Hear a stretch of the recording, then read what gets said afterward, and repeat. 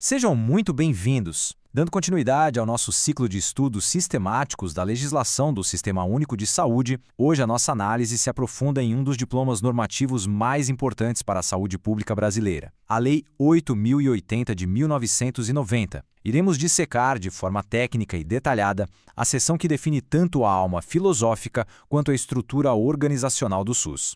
É fundamental compreender que o domínio desta lei transcende o conhecimento acadêmico. Para os profissionais que atuam na saúde e, em especial, para aqueles que se preparam para concursos públicos de alto nível, a maestria destes artigos é, sem dúvida, um diferencial competitivo decisivo. Vamos, então, mergulhar neste conteúdo essencial. Pois bem, a indagação que nos guiará inicialmente é esta: quais são os pilares, os princípios basilares que efetivamente sustentam o direito à saúde no ordenamento jurídico brasileiro? A resposta está inscrita no coração da lei, e é precisamente por lá que iniciaremos a nossa análise. Chegamos ao artigo 7º. E é importante notar que este não é apenas mais um dispositivo legal.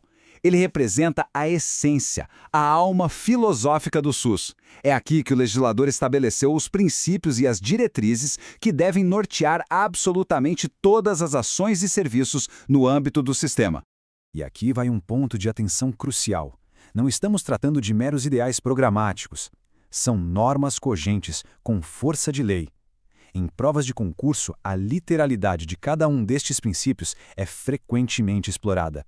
Por essa razão, vamos analisar cada um deles com o devido rigor técnico.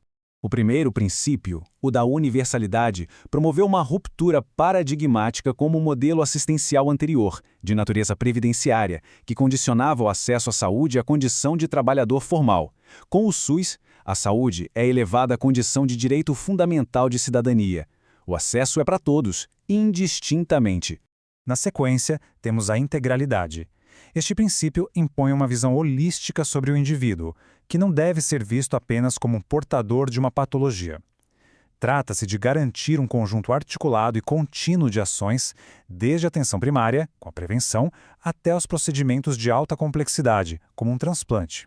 O princípio da igualdade determina a assistência sem preconceitos ou privilégios. No entanto, do ponto de vista interpretativo, é fundamental distinguir igualdade de equidade. A lei positiva a igualdade formal, mas a doutrina e a gestão do SUS buscam a equidade material, que consiste em tratar os desiguais de forma desigual na medida de suas desigualdades, alocando mais recursos a quem mais necessita para assim alcançar a verdadeira justiça social. O artigo 7º ainda consagra outros princípios vitais. Garante a participação da comunidade, uma diretriz constitucional, e a descentralização político-administrativa, com ênfase nos municípios. Exige o uso da epidemiologia como ferramenta para o planejamento racional das ações e, fundamentalmente, preserva a autonomia da pessoa na defesa de sua integridade física e moral. Juntos, eles formam a base filosófica completa do sistema. Vimos, portanto, a filosofia, o porquê do SUS. Agora, nossa análise se volta para o como, ou seja, para a estrutura organizacional que materializa e dá vida a esses princípios no dia a dia da gestão em saúde. O artigo 9º delineia a arquitetura de gestão do SUS. A responsabilidade é compartilhada entre os entes federados, mas a direção é única em cada esfera de governo. Assim, temos o Ministério da Saúde em âmbito federal e as respectivas secretarias de saúde nos âmbitos estadual, distrital e municipal. E aqui um conceito-chave para provas: direção única. Isso é de suma importância. Significa que dentro de cada esfera de governo há um único órgão de comando para a saúde. Isso evita a sobreoposição de competências e a pulverização de comandos, sendo um corolário direto do princípio da descentralização. Mas e a situação de um município de pequeno porte, com recursos limitados para prover serviços de maior complexidade? O artigo 10 apresenta a solução: os consórcios intermunicipais. Esse mecanismo de cooperação permite que municípios vizinhos unam recursos financeiros, tecnológicos e humanos para oferecerem em conjunto serviços que seriam inviáveis de forma isolada.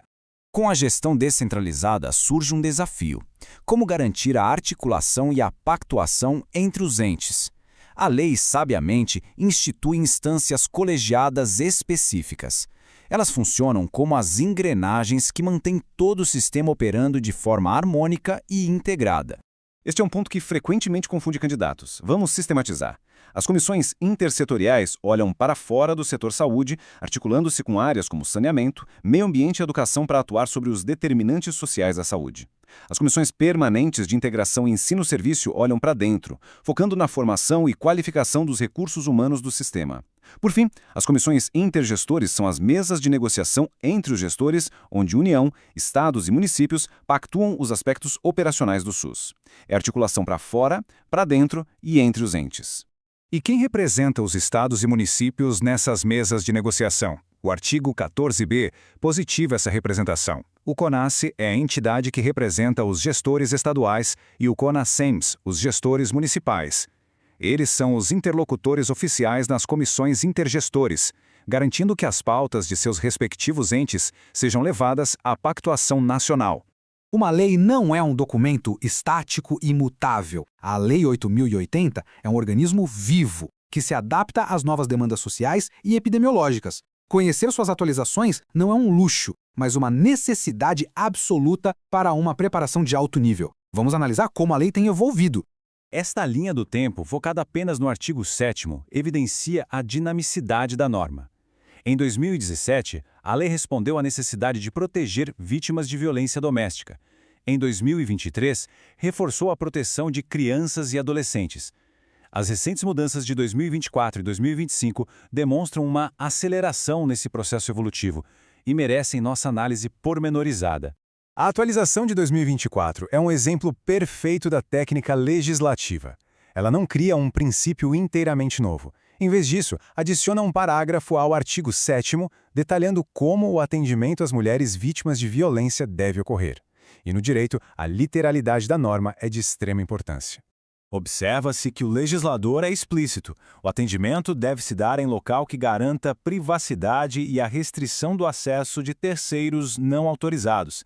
Notem a precisão dos termos. Uma questão de concurso pode, por exemplo, substituir privacidade por sigilo ou omitir a parte final, em especial do agressor. A atenção à redação exata do dispositivo é o que diferencia a aprovação. A mais recente atualização, por sua vez, eleva ao status de princípio um valor há muito perseguido pelo sistema. A Política Nacional de Humanização, a PNH, já existe há anos. O que a lei faz agora é positivar o atendimento humanizado como um princípio formal, uma diretriz legal central do SUS. Essa alteração tem impacto prático e jurídico imenso. A humanização deixa de ser apenas uma recomendação ou uma política específica. Torna-se uma obrigação legal, um princípio fundamental que deve permear cada ação e serviço de saúde. É uma verdadeira mudança de paradigma, agora com toda a força da lei. Vimos a filosofia, a estrutura e a constante evolução desta lei fundamental. Fica evidente que a Lei 8.080 é um espelho que reflete os desafios sanitários e sociais de seu tempo. A questão que permanece é: qual será o próximo desafio que a sociedade demandará e que este importante diploma normativo terá que enfrentar? A reflexão e o estudo contínuo são o caminho.